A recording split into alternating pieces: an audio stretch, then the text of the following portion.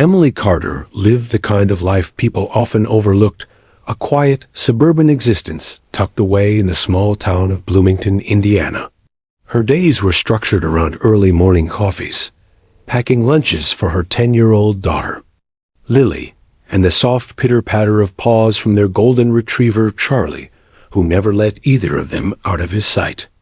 Their home sat on a peaceful cul-de-sac, lined with cherry blossom trees and retired neighbors who waved every morning. From the outside, everything seemed calm. But inside, their family was still healing. 2 years had passed since Emily's husband, Tom, died in a tragic car accident. It had been a rainy November evening, and Tom was on his way home from work with a surprise anniversary gift tucked under the passenger seat. An antique music box Emily had admired at a local fair. He never made it home. A semi-truck slid on. Black ice crossed into his lane, and the impact ended his life instantly. Emily never got to say goodbye. Lily was only 8 at the time, old enough to understand death, but too young to process it. Since then, their little family of 3 had become a duo, Emily and Lily, leaning on each other to make it through. But there was also Charlie. Tom had gifted Charlie to the family a year before he passed away. Emily still remembered that day vividly. It was Lily's 7th birthday. Tom had walked into the backyard holding a squirming golden-furred puppy in his arms. "Meet your new best friend," he'd said, and Lily's joyful scream had filled the air. That was Charlie Sweet, clumsy and full of life. He quickly became more than a pet. He was family. In the wake of Tom's death, Charlie's role grew quietly but significantly. He was the one who nudged his nose under Emily's hand when she sat motionless on the couch, too numb to cry. He slept by Lily's feet every night, refusing to leave her room even for food. He followed her to school, waited by the front door, and only relaxed once she was safely home. Charlie was constant, silent, dependable, everything Emily needed in those chaotic early days of grief. Now, 2 years later, things were finally starting to feel manageable. Emily worked part-time as a librarian at the local school. Lily was in 5th grade and loved drawing, science, and anything to do with outer space. Evenings were spent reading together on the couch, watching Disney movies, and walking Charlie through the winding trails behind their house. They didn't talk much about the accident anymore, but Tom's absence still lingered in the photos on the walls, in the unopened boxes in the attic, and in the way Emily would sometimes stare at nothing for just a second too long. Then came the day. Everything changed. It started like any other Tuesday. Emily had just dropped Lily off at school and returned home to find Charlie pacing near the front door. His tail, usually wagging, was stiff and straight. He looked up at her, ears alert, and then walked to Lily's room and sat in front of the door. "What are you doing, buddy?" Emily asked with a small laugh, placing her keys on the hook. Charlie didn't respond. Of course, he couldn't. But something in his stillness unnerved her. That evening, when Lily returned home and ran to her room, Charlie followed her like a shadow. Emily noticed how he wouldn't take his eyes off the wall next to Lily's bed. His ears twitched, his nose lifted, and he let out a quiet, low growl. Emily walked over and looked at the wall. Nothing. Just Lily's dream catcher and a shelf of storybooks. "Maybe he smells a mouse," she muttered, but something in her stomach twisted. That night, around 3 a.m., Emily was startled awake by a scratching sound.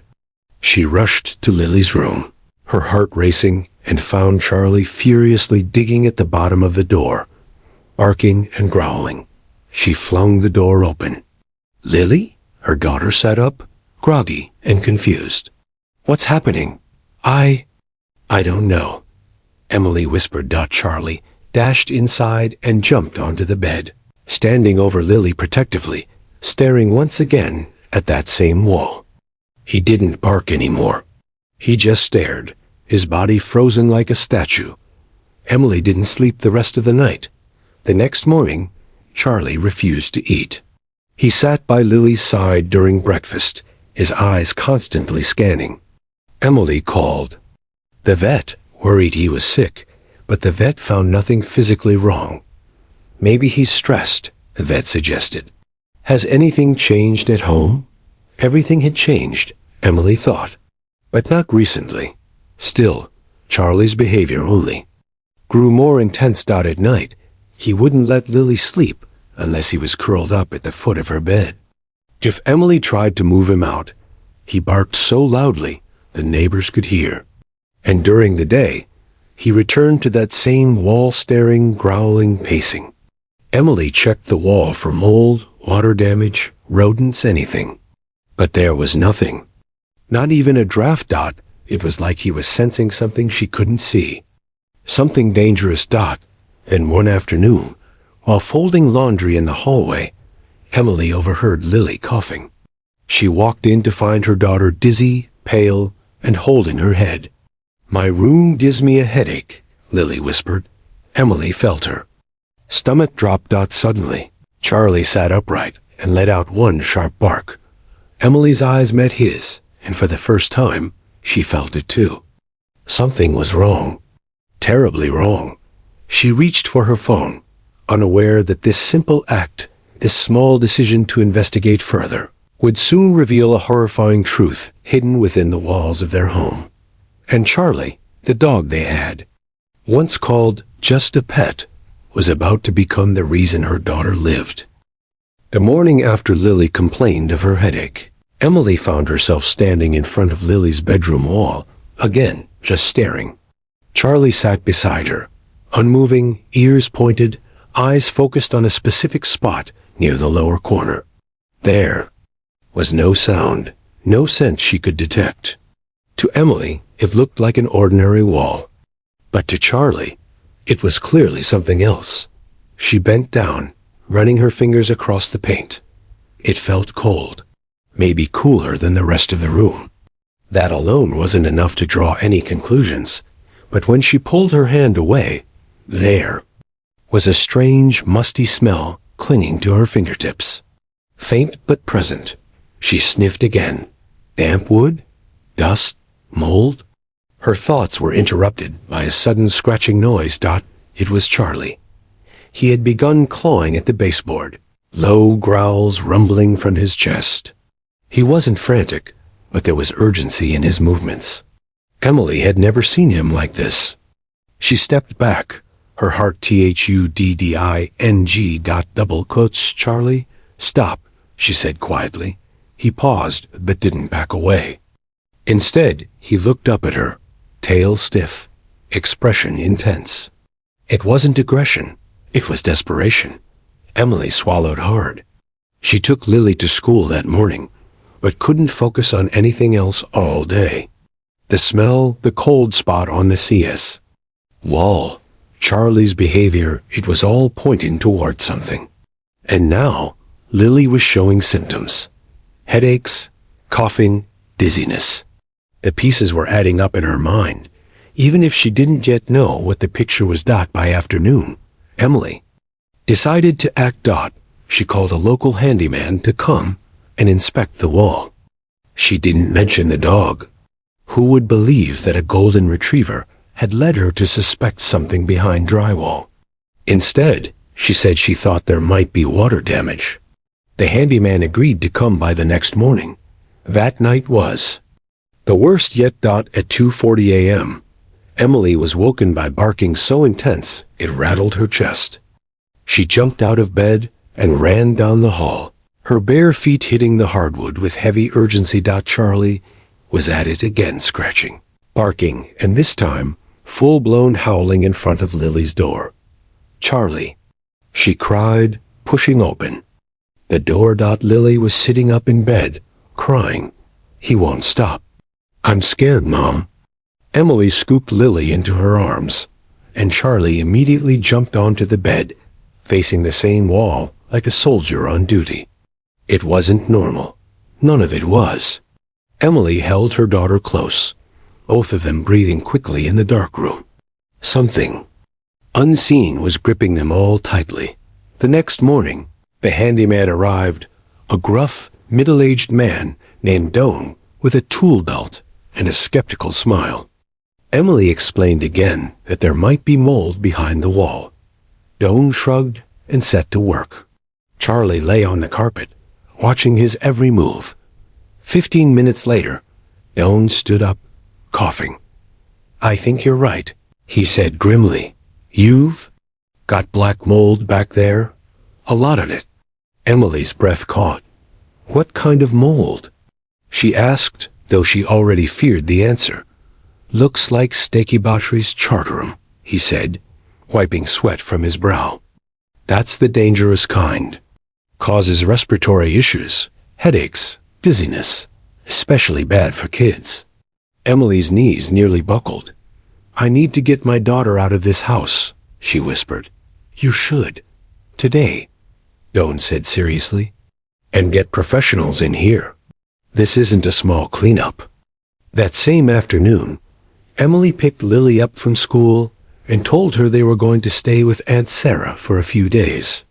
Lily didn't complain, just rubbed her temple and said her head still hurt. Charlie climbed into the back seat, tail low, his body unusually still. For the first time in days, he wasn't barking or pacing. It was like he knew. They were finally listening. Later that night, Emily sat alone in her sister's guest room, while Lily slept peacefully in the next room. Charlie lay curled up on the floor beside the bed. Emily's mind was racing. Everything suddenly made sense. The mold, the symptoms, the wall. Charlie had sensed it, long before she had. She remembered reading something years ago about dogs detecting seizures, low blood sugar, even cancer. Could they smell mold, too? A quick online search confirmed dogs could, in fact, detect certain types of mold. Their sense of smell was over 10,000 times more powerful than humans. There were even mold detection dogs trained to find infestations. In homes. Charlie had never been trained for anything. But somehow, he had known. He had known before Lily got sick. He had known to stay by her side. He had known exactly where the danger was hiding, and he hadn't stopped trying to warn them, until Emily finally listened. She looked down at Charlie, who was watching her quietly.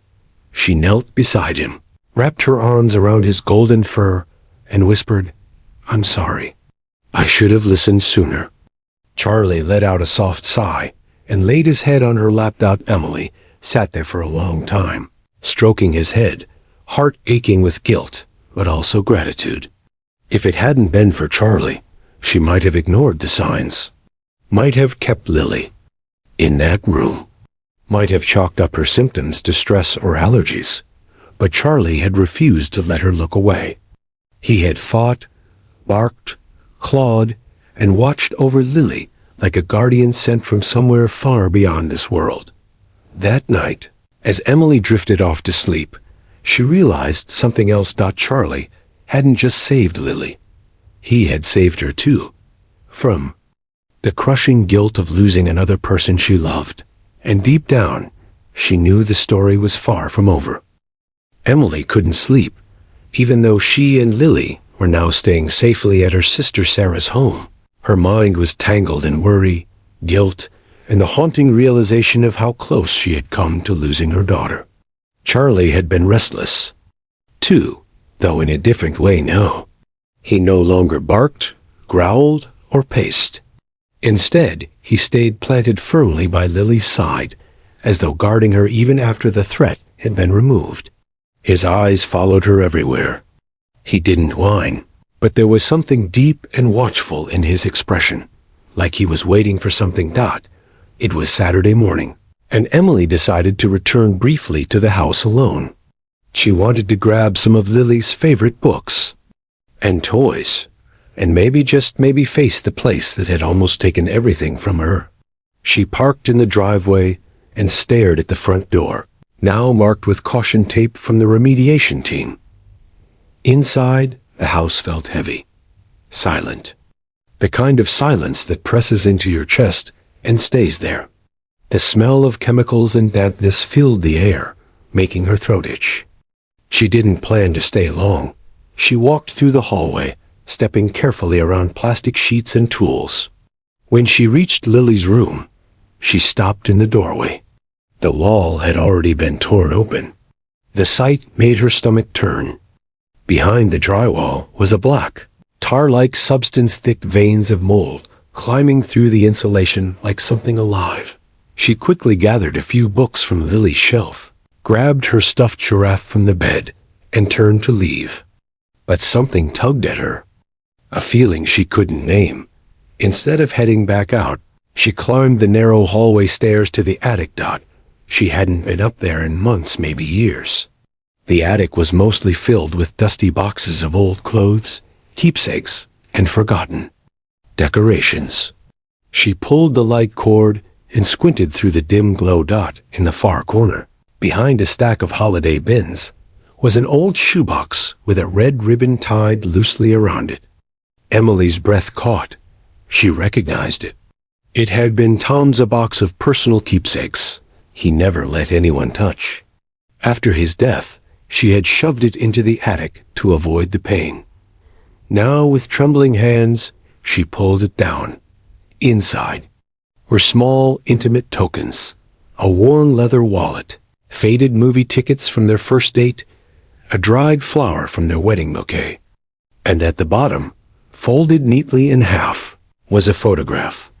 Emily unfolded it. The image showed Tom, kneeling in the backyard with a baby Charlie in his arms. Lily, just 7 at the time, stood beside them, grinning ear to ear. But what took her breath away was the back of the photo. Written in Tom's handwriting were 6 simple words. "He'll protect you even when I can't." Emily sat down hard on the attic floor. Tears sprang to her eyes, hot, sudden, and overwhelming. She traced the words with her fingers, as if by touching the ink she could reach through time and speak to him. Tom had known. Not about the mold, of course, but about Charlie. He had sensed something in the dog that Emily now saw with painful clarity. Charlie wasn't just a gift. He had been a message, a promise, a protector. Suddenly, she was filled with the urge to go home to where Lily and Charlie were waiting. When she returned to Sarah's house that afternoon, Lily ran to her. Charlie, too, hurried over, but it was different now. He didn't bark or jump. He sat calmly, watching her with steady, intelligent eyes. Emily knelt down and showed Lily the photo. Lily's face lit up. "I remember that day," she said excitedly. "That was when Daddy said Charlie was a superhero." Emily smiled through her tears. "Yeah, he really is." That evening, while Lily napped peacefully on the couch, Emily sat outside on the porch with Charlie lying at her feet. The sun was setting, casting orange and pink streaks across the sky. The warmth of summer was fading into a cooler breeze. She reached down and scratched behind his ears. "You knew," she whispered. "You tried to tell me." Charlie lifted his head and looked at her. For a moment, it was as if he understood every word. Then, quietly, Emily said, "Thank you." Charlie's eyes softened. He let out a long, slow sigh and rested his head gently in her lap. His body relaxed completely. He didn't twitch, didn't lift his ears to noises, didn't scan the yard like he usually did. He just rested. For the first time in weeks, he was calm. Emily ran her fingers through his fur, feeling the rise and fall of his breath. The silence wasn't heavy anymore. It was peaceful. That night, something unexpected happened. Lily came into the room with sleepy eyes and a soft voice. "Mom," she whispered, "I saw Daddy." Emily turned, startled. "In a dream?" Lily nodded. He was sitting on a bench in the park, and Charlie was with him. Emily's heart caught. "What did he say?" Lily smiled faintly. "He said, Charlie protected you because I couldn't. He's watching you for me." Emily blinked back tears. He told me to tell you thank you, Lily added, curling up beside her mom. That night, as Charlie lay on the floor, Emily looked at him again. A dog, yes, but somehow so much more. Emily woke early the next morning, startled by a deep and vivid dream she couldn't shake. In it, Tom had appeared sitting on a park bench, just like Lily described. He wasn't speaking, just smiling gently with Charlie curled beside him. Emily awoke with a sense of clarity, as if something unspoken had passed between them in that dream. Downstairs, Sarah was already up, sipping coffee and scrolling through her phone. Lily was still asleep, and Charlie was curled at the foot of her makeshift bed, his eyes closed but ears alert. "Rough night?" Sarah asked as Emily poured herself a cup. "Not rough," Emily said quietly. "Just strange. Everything feels like it means more than it used to. Even Charlie lying there. Makes me feel like Tom is still here." Sarah smiled. "That dog is something else.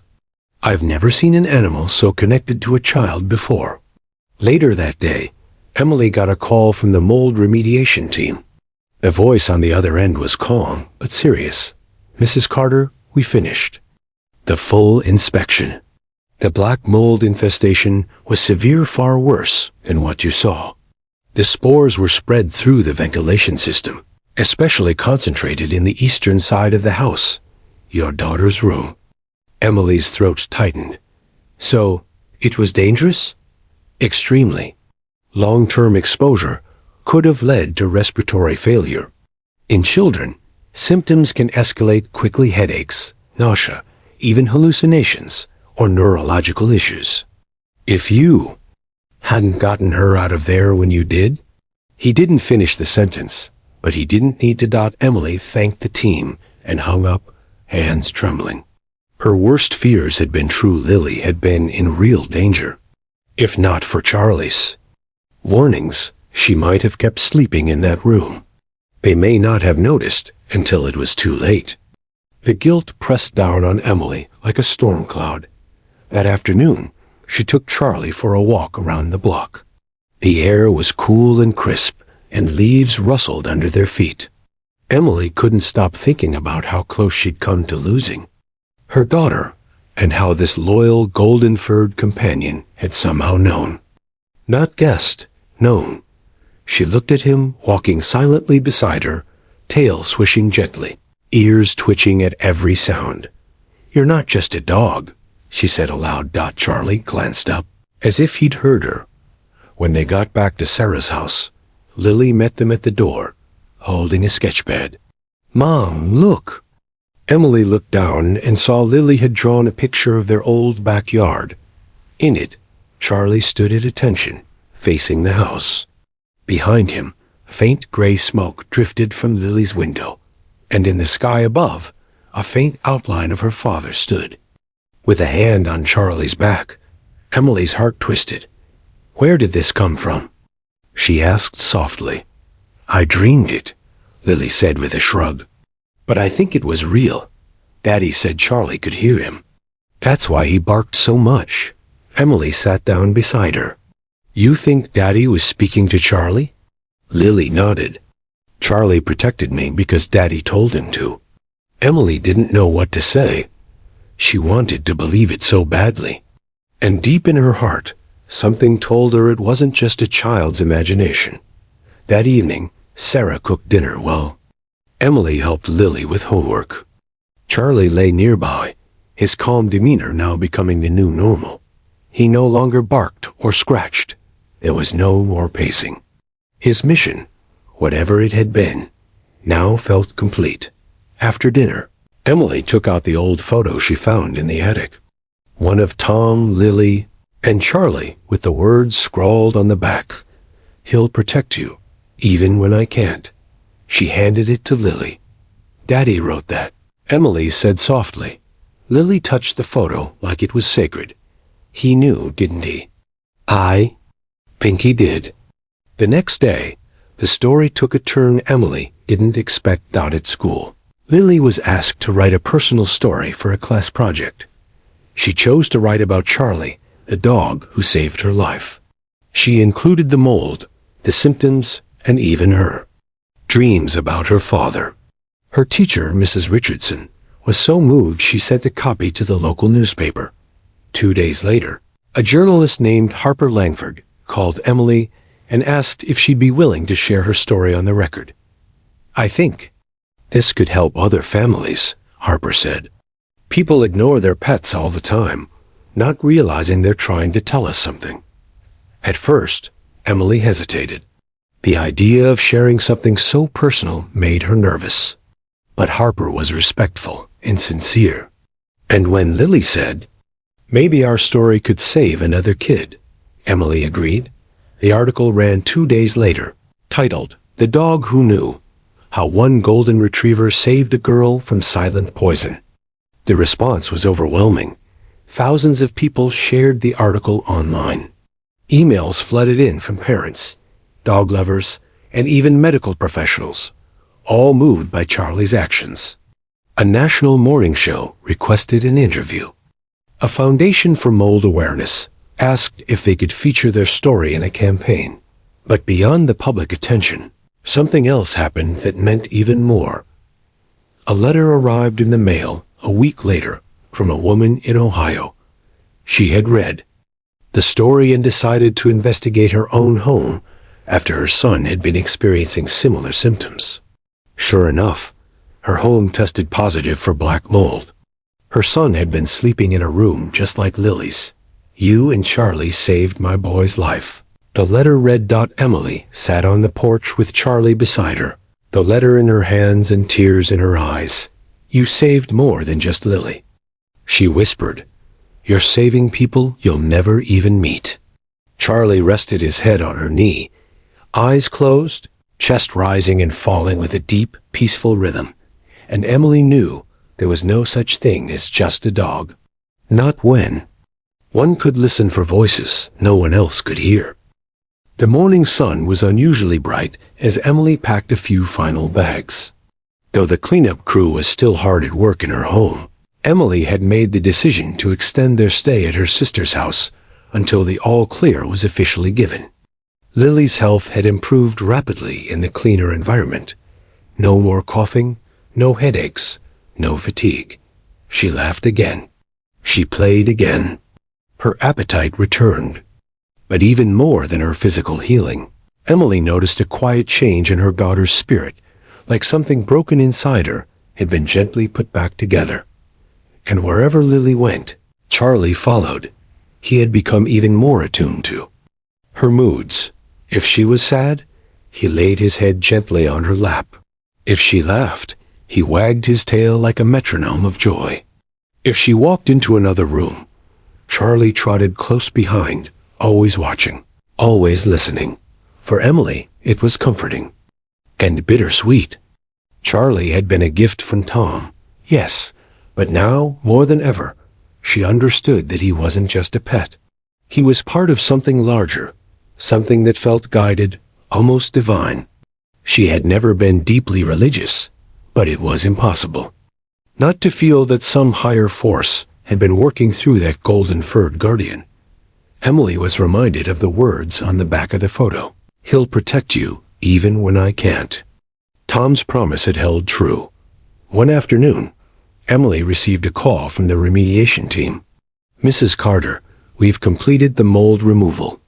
The house is now officially cleared by health standards. Safe to return." Though relieved, Emily hesitated. Returning to that house felt complicated. Yes, it was home. Yes, the danger was gone. But it was also the place where her daughter had nearly been lost, and where her husband's absence still lingered in the air. Still, they had to move forward. The next morning, Emily, Lily, and Charlie returned. The house smelled sterile. No more mustiness, no more chemical rot. The bedroom walls had been repainted a soft cream color. New insulation and drywall had been installed. Even the floors had been sanitized. It looked like home again, but felt like a different place entirely. As they walked in, Charlie paused at the front door. His ears perked, head tilted slightly. Emily knelt beside him. "It's okay now," she said gently. "You did your job. You saved her." Charlie blinked slowly, and then padded inside. Lily ran to her room, squealing in delight at seeing her. Stuffed animals back in place. She didn't remember much about the danger, only that Charlie had barked a lot, and that Mom cried a little too often. Emily was grateful for that. Maybe it was a blessing that children remember joy more than fear. That night, after dinner, they lit candles in the living room. Not for any occasion, just to mark a quiet return.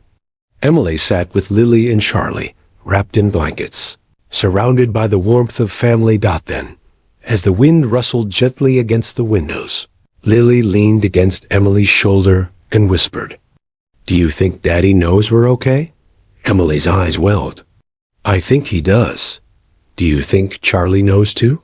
Emily looked at the dog, curled peacefully at Lily's feet, his eyes closed, but his ears still alert to every heartbeat. "Yes," she said, "more than any of us." There was something else happening, though something Emily hadn't said out loud yet.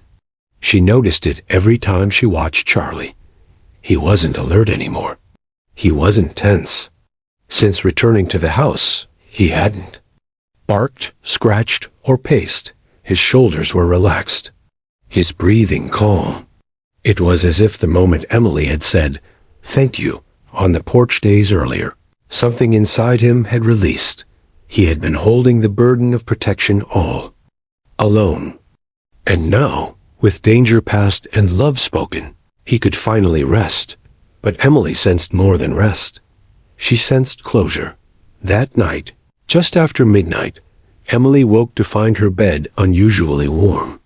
Charlie had snuck in a rare occurrence and was lying beside her, his body pressed gently against her leg. She reached down and stroked his head.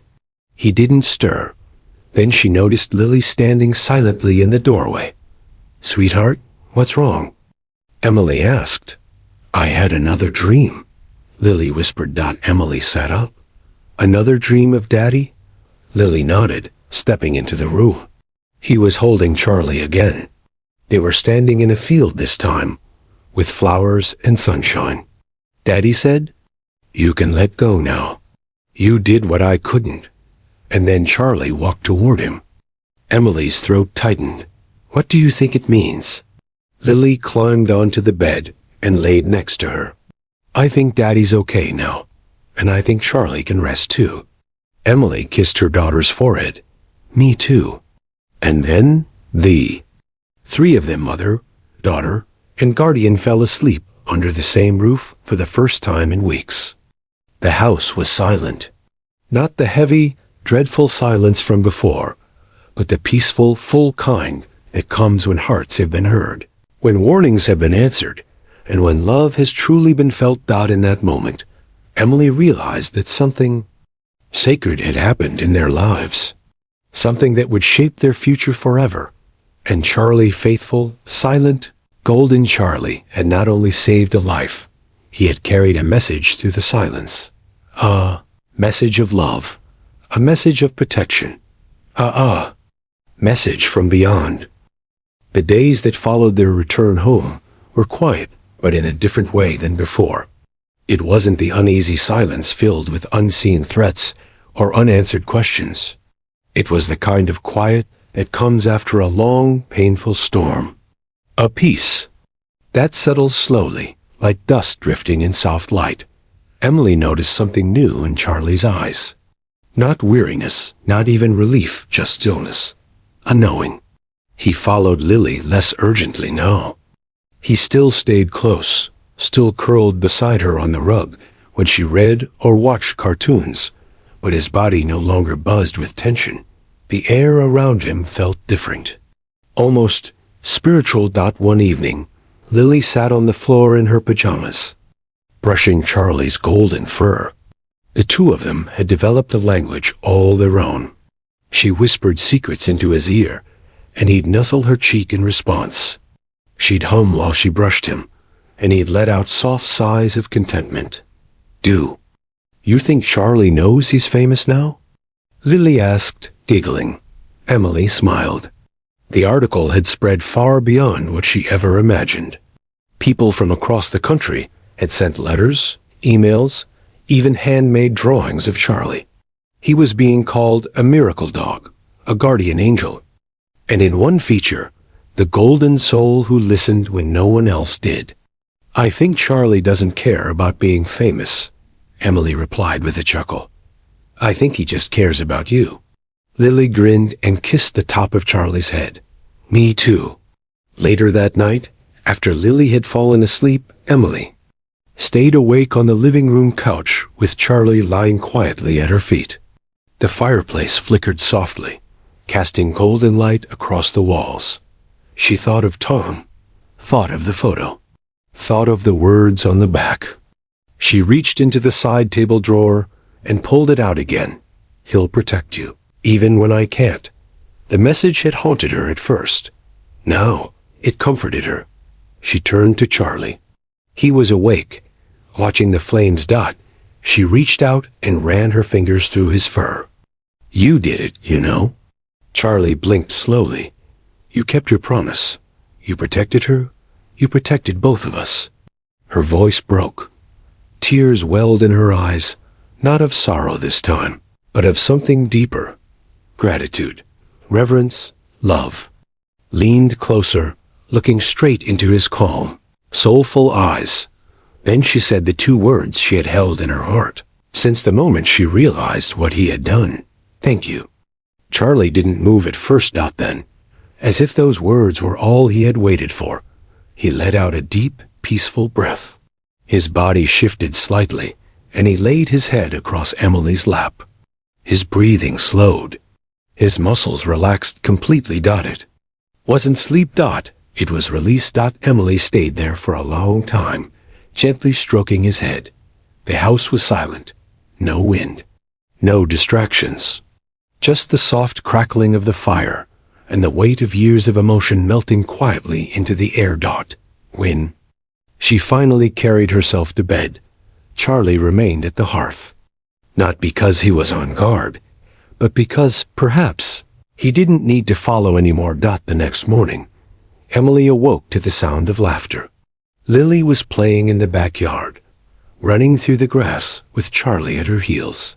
The morning sun lit up the yard in golden tones, and for a brief moment, Emily felt like she was watching a memory one from long ago, when Tom was still alive, when Lily was younger, and when Charlie was just a playful puppy chasing butterflies. She stepped outside and watched as Lily threw a ball. Charlie bounded after it, tail high, moving like he had shed every weight that had burdened him for weeks. He looked young again, free, but even in that joy, something stirred quietly beneath the surface. That night, Lily had another dream. Emily found her standing in the hallway around 3 a.m., barefoot and wide-eyed. "Sweetheart," she said gently. "What's wrong?" Lily looked up at her and whispered, "I saw Daddy again." Emily knelt beside her. "In the park?" "No," Lily said. This time it was somewhere different. A big field with flowers and sunlight and music. Daddy said it's time for Charlie to rest soon. Emily froze. Did he say why? Lily's voice cracked. Because he finished his job. He said we'll be okay now. He said he's proud of all of us, even Charlie. Emily wrapped her arms tightly around her daughter and whispered, "We're okay, baby. We really are." The next morning, Charlie seemed slower. Not sick, not in pain, just still. He laid on the porch in the sunshine, eyes closed, breathing deep and even. When Lily came to pet him, he wagged his tail softly, but didn't get up. "He's tired today," Lily said. Emily nodded, fighting the lump in her throat. "Yeah, he's earned a rest." Throughout the day, Charlie stayed close, watching each of them carefully, as if memorizing their faces, as if saying goodbye without saying it. That evening, as the sun dipped behind the trees, Emily sat with Charlie on the porch once more. The air smelled like grass and lilacs. Lily played in the yard, giggling in the fading light. Charlie rested his head on Emily's foot. She didn't say anything. She didn't have to Dot in her heart. She knew Dot when Lily came over and kissed Charlie on the nose. He wagged his tail one final time, slowly and softly. The stars came out that night, brighter than usual, Dot, and for the first time in weeks, Emily didn't dream of fear. She dreamed of peace. The next morning dawned with a stillness so complete it almost felt sacred. The golden light of sunrise spilled through the curtains, and the only sound was the distant chirping of birds. Emily stirred slowly, her eyes opening to the hush of the house. Something felt different, quieter than usual. Deeper, Dot, she stepped out of bed and padded into Lily's room. Her daughter was curled beneath the blankets, holding tightly to her stuffed giraffe, her cheeks flushed with sleep. Emily leaned down, kissed her forehead, and whispered, "Good morning, sweetheart." Lily blinked awake and smiled drowsily. "Is Charlie outside?" Emily didn't know, but the question clutched at her heart. She walked slowly through the hallway, barefoot on the hardwood floors. The house held a different air this morning, as if it too was holding its breath. When she reached the porch, she saw him. Charlie was lying on his side in the same place he had rested the night before, just by the porch railing where the sun hit in the morning. His golden fur shimmered slightly in the light. His eyes were closed, his body still. Emily didn't move. Her heart already knew. She knelt slowly beside him and laid a trembling hand on his soft, warm fur. No rise, no fall, just stillness. His body was at peace, no sign of pain, no fear, no tension. Just rest. She let out a quiet sob and covered her mouth with her hand. "Charlie," she whispered. The protector was gone. Tears welled up in her eyes, but she wasn't overwhelmed by sorrow, not entirely. There was something else with it. Gratitude, reverence, the feeling you get when you stand in the presence of something greater than yourself, something good, something eternal. Lily appeared in the doorway moments later. She didn't scream. She didn't run. She simply walked over and knelt beside her mother, resting a hand on Charlie's paw. "I knew he was going," she whispered. "Daddy told me?" Emily nodded, brushing back Lily's hair. "I think Charlie did too." Together, they sat with him in the warm morning light, their hands resting gently on the friend who had watched over them in life and now in memory. Later that day, Emily called the vet, who helped guide them through a gentle process of saying goodbye. They arranged for Charlie to be cremated and given a place of honor in the backyard he loved so much. That evening, they held a small ceremony beneath the old oak tree where Charlie used to chase squirrels and nap in the shade. Sarah came along with Lily's teacher and a few neighbors who had come to love Charlie. After hearing their story, Lily read a small note she had written herself. "Charlie was my best friend. He barked a lot, but it was because he loved me. He kept me safe, even when no one else knew I needed it. Daddy told him to protect me, and he did. Now Daddy's taking care of him, and I'm not scared anymore." No one had a dry eye. They placed Charlie's ashes in a small wooden box, which they buried beside a rose bush under the oak tree. Emily added a small stone marker, etched with simple words: "Charlie the dog who listened, the friend who saved us." That night, the house felt different again, but in a gentle, healing way. The silence was not empty. It was full of everything Charlie had left behind: safety, warmth, loyalty, and a love that would never fade. Over the next few days, letters and gifts continued to pour in. Strangers from across the country sent poems, sketches, and heartfelt messages. A woman from Maine sent a painting of Charlie standing tall with angel wings, watching over a sleeping child. Another from California sent a donation in Charlie's name to a dog rescue center. asking Emily if they could use Charlie's story to inspire their new guardian dog. Adoption Campaign. Emily was overwhelmed by the love and reach of Charlie's legacy. One morning, she sat down with Lily and said, "I think we should write a book about Charlie." Lily's eyes lit up. "A storybook for kids?" "Yes," Emily nodded. "One that tells the whole story, from when he came to us to how he saved you. A way to remind everyone that sometimes heroes walk on four legs." Lily beamed. "Can we call it The Dog Who Heard a Whisper?" Emily smiled. "That's perfect." They spent the next few weeks writing, drawing, and remembering. Every page was filled with love. They included Charlie's favorite treats, his quirks, the way he'd spin in circles before bedtime, and most importantly, how he never gave up on warning them, even when no one was listening. The story was raw, real, and beautiful. They sent it to a few publishers, not knowing if anything would come of it. But something did. A well-known children's publisher responded with interest, saying the story had moved their entire team to tears. They wanted to publish it, not just as a book, but as a tribute to guardian pets around the world. Months passed, and the book was finally released. That it became a quiet bestseller. Classrooms read it aloud. Libraries added it to their shelves. Therapists used it to talk to children about grief, bravery, and the invisible ways love protects us. Charlie's photo tail wagging, tongue out, eyes full of light graced the final page. Underneath were Emily's final words in the book. "He looked at me, and I said just 2 words. Thank you. And in that moment, I think he knew. His job was done." Autumn arrived with gold in the trees and a soft chill in the air.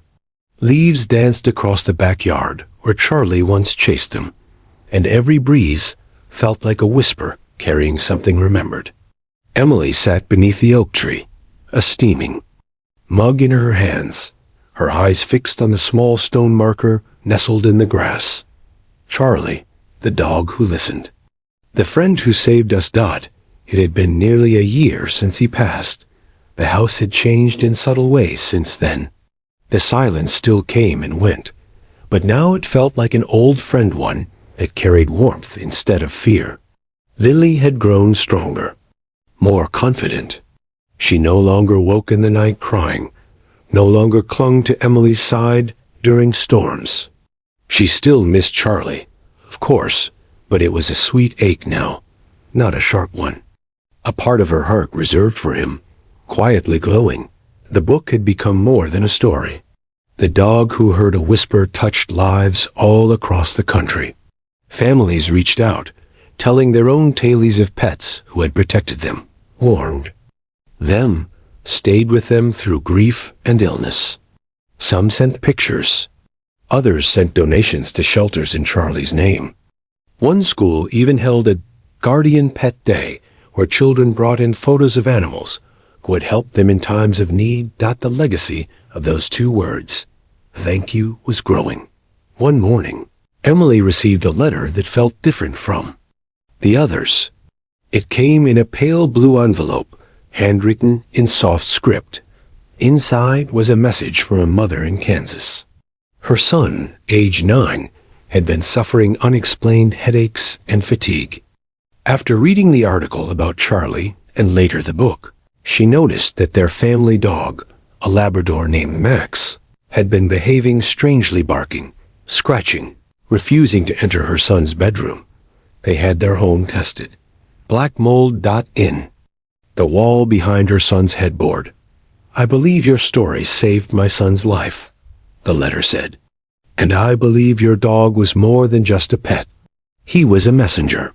Emily folded the letter gently and placed it in the memory box she kept on the shelf, a wooden box that held Charlie's collar, his favorite tennis ball, the original, photograph of Tom, Lily, and Charlie, and a copy of the book. Later that day, Lily came home from school carrying a new drawing. It showed Charlie standing beside a bright golden gate, tail wagging, surrounded by stars. "He's waiting for Daddy." "Now," she said matter-of-factly. "He told me last night in my dream that he's not lonely.